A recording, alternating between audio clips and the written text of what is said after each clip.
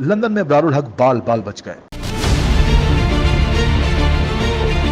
इब्रारुल हक पर खौफतारी, गाड़ी से बाहर निकलने से इनकार। गार्ड्स और मीडिया नुमाइंदों की आपस में गर्मा गर्मी।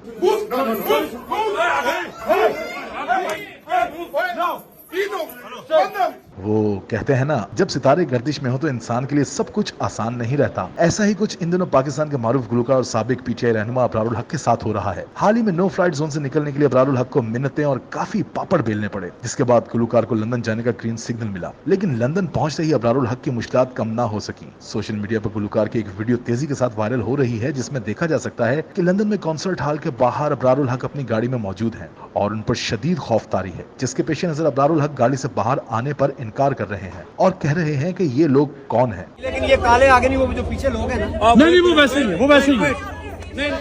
एक और वीडियो में देखा जा सकता है कि इब्रारुल हक मीडिया से गुफ्तगू करने की कोशिश कर रहे हैं, लेकिन अचानक ही वहां पर हंगामाराई शुरू हो जाती है, जिस पर गार्ड्स पाकिस्तानी गुलकार को सख्त सिक्योरिटी के साथ अंदर ले जाते हैं। इसी दौरान गार्ड्स और मीडिया के नुमाइंदे आपस में भी झगड़ पड़ते हैं, जबकि दूसरी जानिब लंदन पुलिस ने इब्रारुल हक को गाड़ी में बाहिफाजत हॉल से निकाल लिया।